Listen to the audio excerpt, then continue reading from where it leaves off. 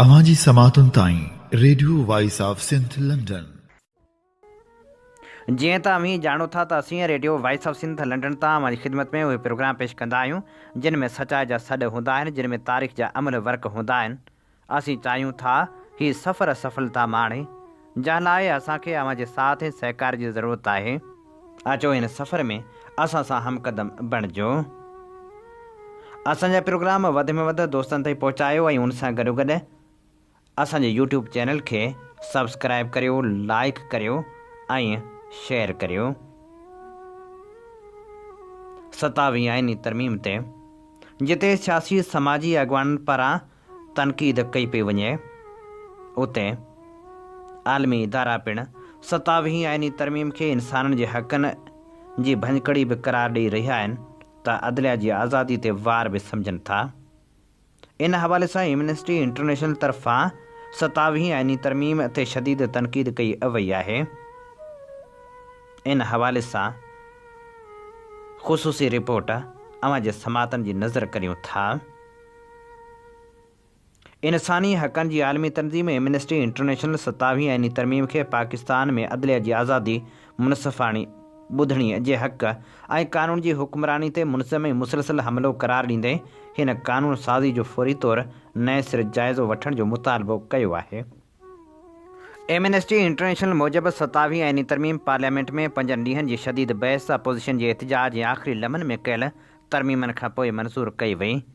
हिन तरमीम ते वफ़ाक़ी आइनी अदालत क़ाइमु करण ज़रिए अदलिया जी आज़ादी ख़तमु करण ऐं आइन जे आर्टिकल 243 में तरमीम करे हथियारबंद फ़ौजनि जी क़यादत जे ढांचे में तब्दीली आणण बाबति सख़्तु तनक़ीद कई वई आहे। जारी कयल बयान में एमनेस्टी इंटरनेशनल चयो त ही तरमीम पाकिस्तान में अदलिया जी आज़ादी, मुनसिफ़ाणे ट्रायल जे हक़ ऐं कानून जी बालादस्ती ख़िलाफ़ मुनज़म हमले जी इंतिहा आहे। तनज़ीम इख़्तियारनि ते ज़ोर ॾिनो त हिन तरमीम जो फौरी जाइज़ो वरितो वञे त जीअं उन जो सभई शिकूं पाकिस्तान जे बैन अल-अक़वामी इंसानी हक़नि बाबति ज़िम्मेवारियुनि ऐं वाइदनि सां हम आहंग बणिजनि। एमनेस्टी मूजिबि हीअ तरमीम सदर ऐं बरी, बहरी ऐं हवाई फ़ौजनि जे सरबराहनि खे एहतिसाब खां तहफ़ुज़ फ़राहम करे थी।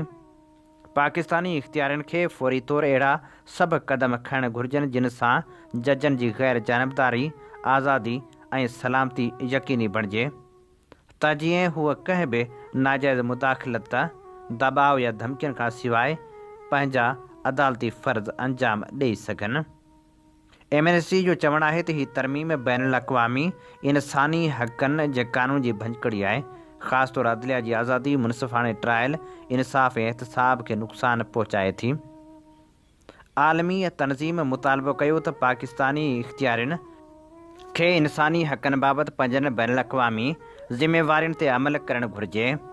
मुल्क में हर फ़र्द जे हक़नि जो मुसर तहफ़ुज़ करणु घुरिजे। मुतासिर माण्हुनि खे इंसाफ़ ताईं रसाई ऐं मुसर क़ानूनी चाराजोई फ़राहम कनि ऐं इख़्तियारनि जी विरासत ऐं कानून जी हुक्मरानी जो एहतराम यकीनी बणाइनि। एमनेस्टी इंटरनेशनल मूजिबि 27 तरमीम जे नतीजे में क़ाइमु कयल वफ़ाक़ी आइनी अदालत आज़ादी खां महरूम आहे ऐं जजनि जे तहफ़ुज़ खे कमज़ोर करे थी।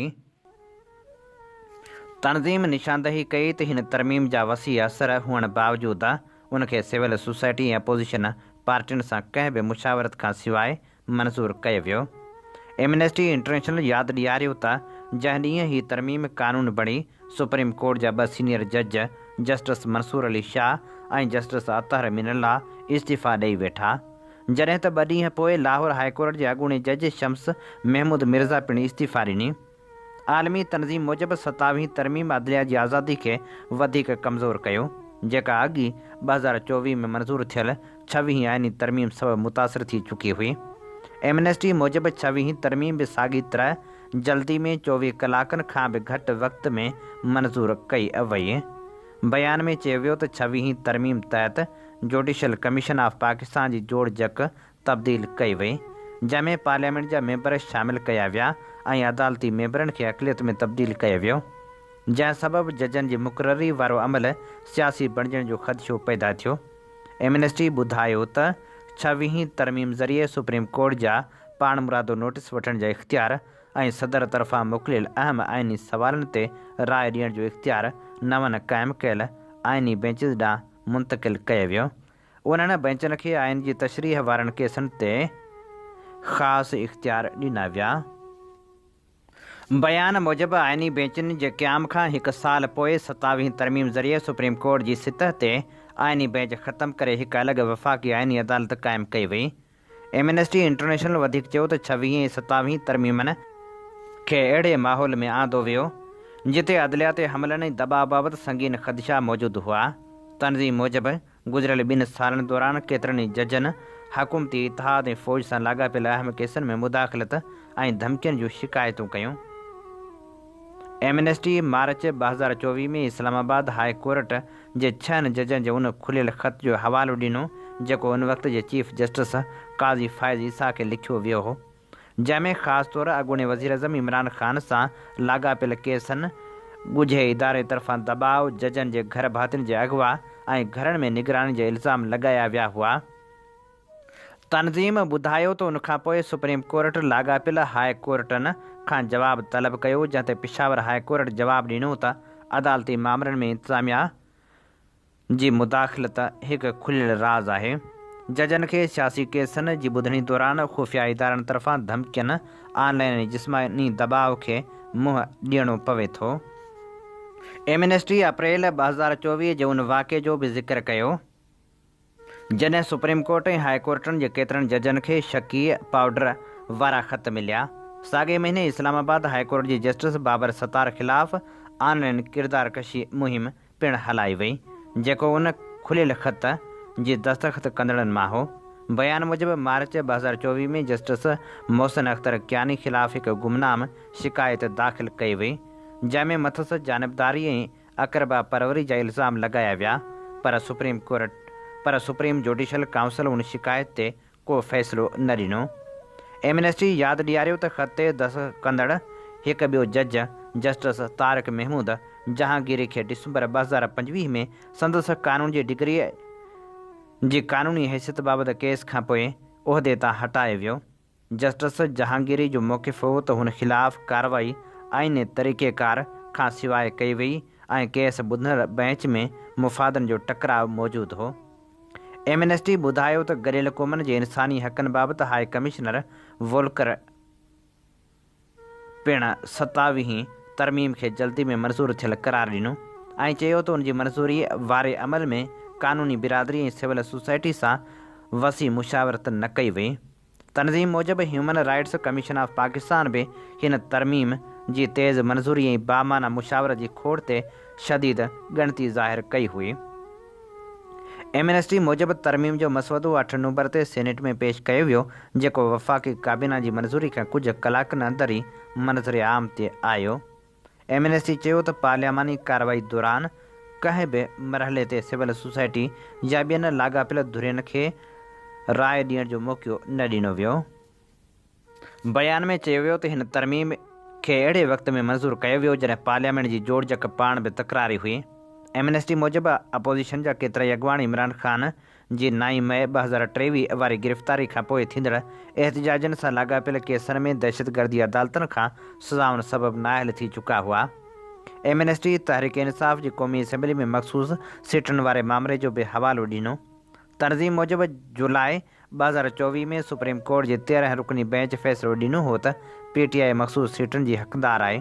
जेकॾहिं उन फ़ैसिले ते अमल थिए हा त PTI ऐं सुन्नी इतिहाद काउंसिल जो इतिहाद 114 सीटुनि सां क़ौमी असेंबली जी सभ खां वॾी जमायत बणिजी वञे हा। पर एमनेस्टी मूजिबि 26वीं तरमीम खां पोइ क़ाइमु आइनी बेंच में उन फ़ैसिले खे चैलेंज कयो वियो ऐं जून 2025 में फ़ैसिलो ॾिनो वियो त PTI मख़सूस सीटुनि जी अहल न आहे।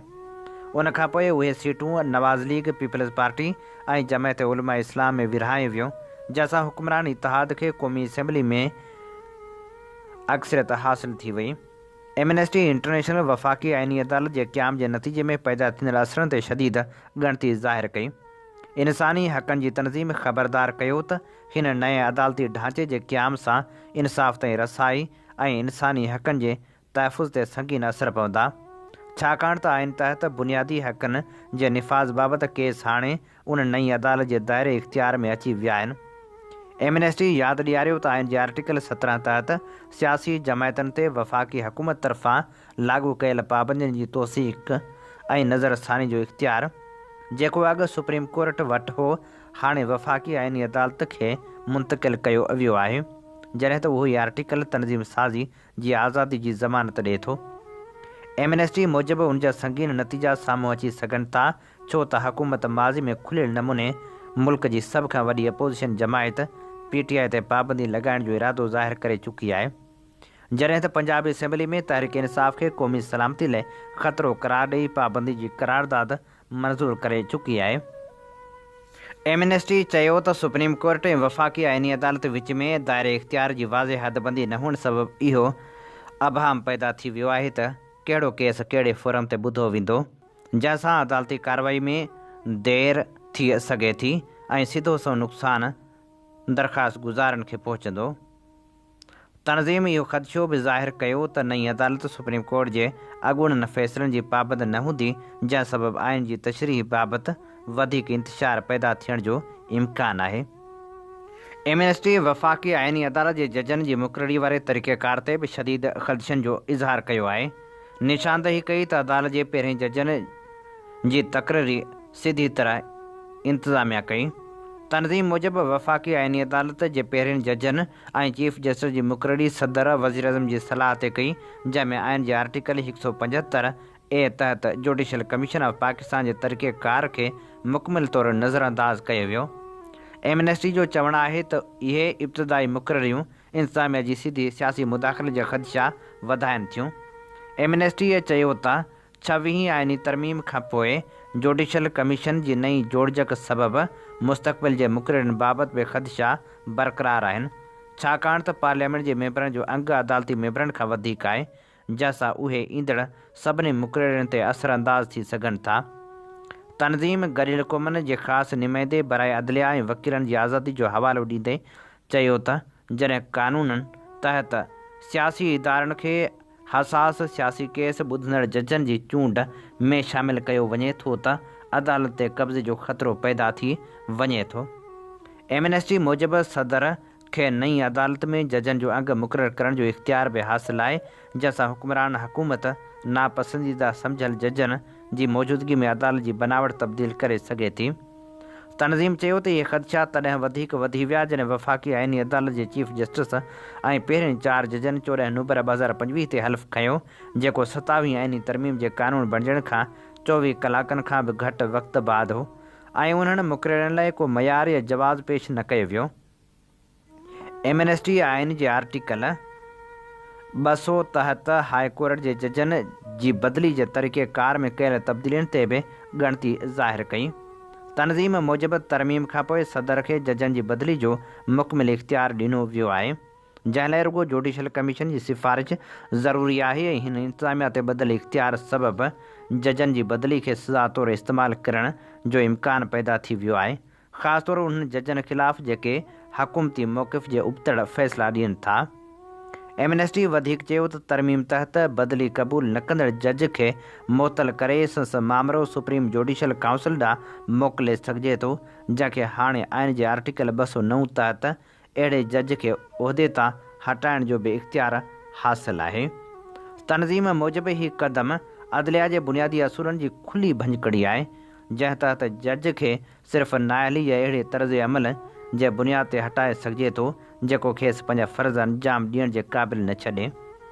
एमनेस्टी 27 आइनी तरमीम तहत सदर, field marshal, marshal of air force ऐं एडमिरल ऑफ द फ्लीट जे उहिदनि खे ॾिनल ताहियात फ़ौजदारी इस्तिस्ना ते बि शदीद ख़दशा ज़ाहिर कया आहिनि। तनज़ीम मूजिबि अहिड़ी मुकमिल ऐं ताहियात इस्तिस्ना ताक़त जी बेलगाम ऐं मनमाने इस्तेमाल जो रस्तो हमवार करे थी, क़ानून जी हुक्मरानी खे नज़रअंदाज़ करे थो। एमनेस्टी चयो त हिन इस्तिस्ना इंटरनेशनल कन्वेंट बराए शहरी ऐं सियासी हक़नि जे आर्टिकल 26 तहत क़ानून अॻियां बराबरी जे उसूल जी भञकड़ी कई आहे। एमनेस्टी इंटरनेशनल वाज़ह कयो त जेतोणीकि बैनुल अक़वामी क़ानून में महदूद इस्तिस्ना जी गुंजाइश मौजूदु आहे, पर जंगी ॾोहनि ऐं संगीन इंसानी हक़नि जे भञकड़ियुनि जहिड़नि मामलनि में उनजी इजाज़त नथी ॾेई सघिजे। बैनुल अक़वामी अदालत इंसाफ़ मूजिबि इस्तिस्ना रुगो सरकारी कार्रवाइनि ते महदूद हूंदी आहे, जॾहिं त संगीन बैन अवी ॾोहनि खे सरकारी कार्रवाई नथो सम्झी सघिजे।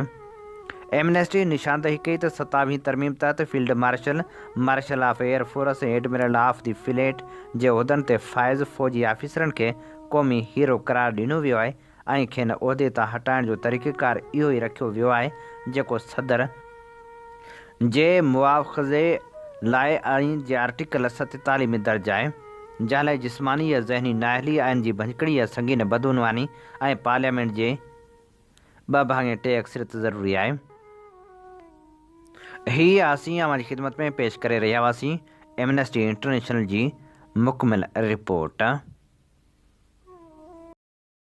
अवां जी समातुनि ताईं radio voice of Sindh London.